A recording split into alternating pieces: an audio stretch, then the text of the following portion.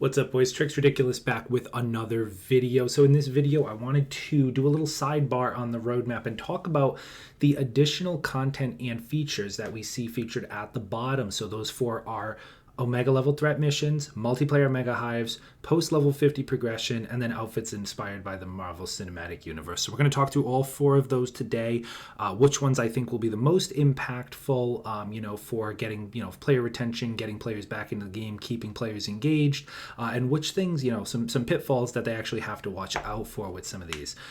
If you do like these kind of videos, be sure to leave a like. And if you want to support the channel and you enjoy seeing videos like this, you want to see more from me, go ahead and hit that subscribe button. Doesn't cost a thing, and it'll let you know when we get new videos out.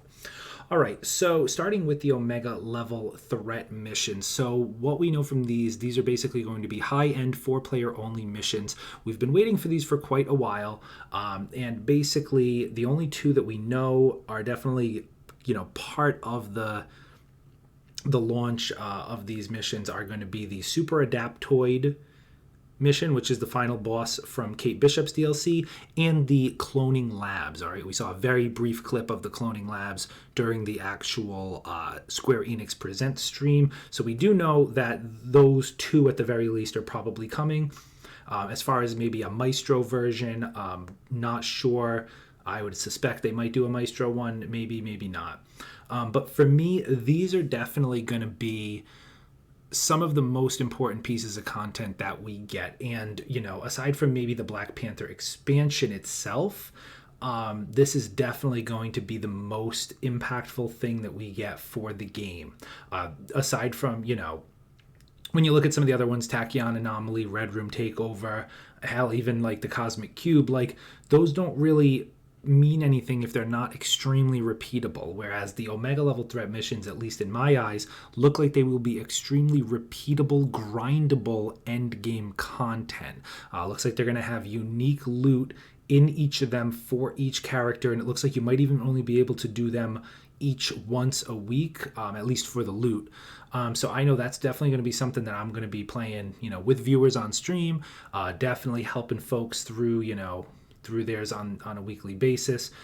Definitely looking for that kind of 4-player experience. And that's the other thing too, is that because they're 4-player only missions, and we expect them to be extremely high level, difficult content, but really moving into that realm of playing with 4 players, I'm hoping that really does become the norm going forward. Obviously, I do play solo. I know a lot of people do like to play solo, but I think it's really going to open up a different way to play. We're going to see all different types of builds, types of gameplay, ways to play characters, things like that, when we have content that requires 4 players. I think you're going to start seeing things like tank builds, support builds. You might see those already, but they don't really get a lot of play or a lot of recognition because, if you're playing a tank build but you're playing solo, you're really just playing it to be tanky, right?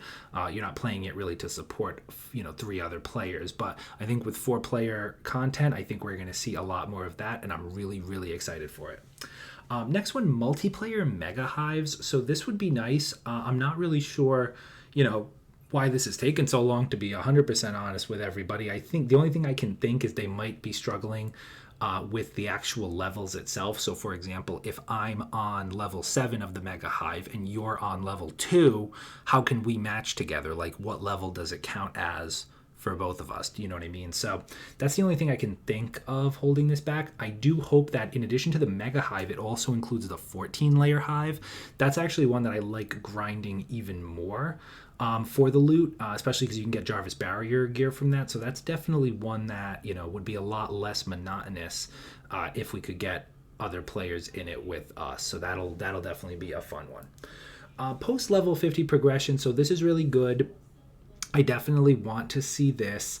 This is similar to, think of a badass system or some type of Paragon system from Diablo or badass system from Borderlands.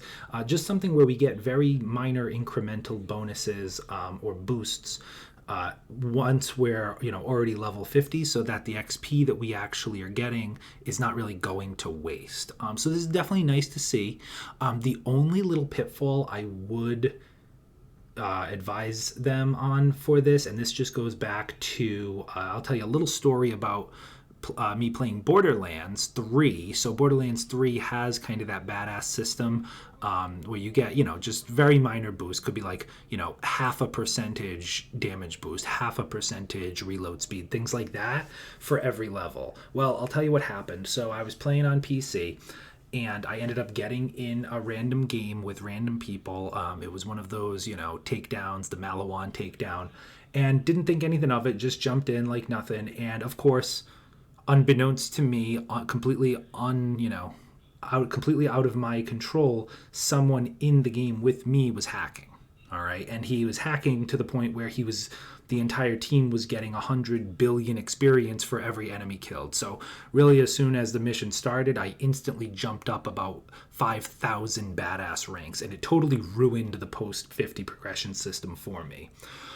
So just a thing there, just definitely for Crystal Dynamics to just be mindful of things like that. I already, I know from personal experience, they're not great at cracking down on cheaters in this game. They don't really seem to care if people are cheating, which, if you want to play on your own, offline, and you want to have all the hacks on, go nuts. But if you're going to get online with other people, they don't want their experience ruined. So just a little thing to note on that one. And then lastly, the outfit's inspired by the MCU. So this is a nice one. I'm a little indifferent. I would definitely like to see some MCU skins, but they'll have to be some pretty good ones for me to shell out $14.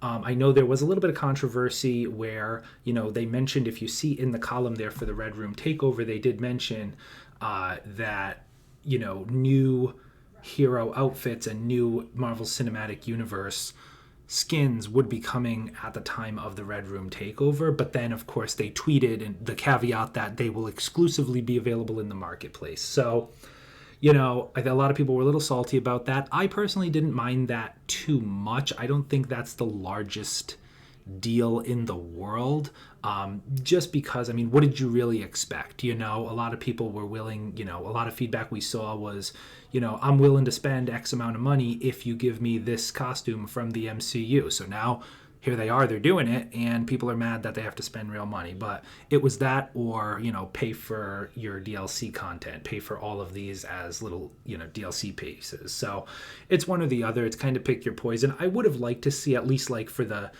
Red Room, just as an example, kind of the top prize being maybe one Black Widow MCU cosmetic as like the absolute top highest prize you can get from the Red Room, and then having any other skins, be exclusively in the marketplace. But either way, I'm okay with it. I'll have to see how they are when they come out. But anyway, that's all I wanted to kind of talk through today. So definitely excited. Like I said, Omega level threat missions, having those kind of in rotation. Hopefully we get more than just Super Adaptoid and Cloning Labs. Hopefully more come with Black Panther. But just getting that type of mission, that type of end game in the mix for this game is going to be an absolute total benefit to all players and to the devs, to everybody. Everything else, multiplayer mega hives, post-combat or post-level 50, and then MCU skins, those are all nice too, but Omega level threats, definitely my number one. Anyway, that's all I wanted to talk through in this one. I'll do a separate video on the Wasteland Patrol, what I think of that and how they're going to need to get it right. And then I'll do one large video on the War for Wakanda expansion, what I'm expecting, what we know, and everything like that. So be on the lookout for those videos soon. Again, be sure to like and subscribe if you do like the content on this channel, and let me know your thoughts down in the comments below. Anyway, that's all for me, guys. I'll catch you in the next one.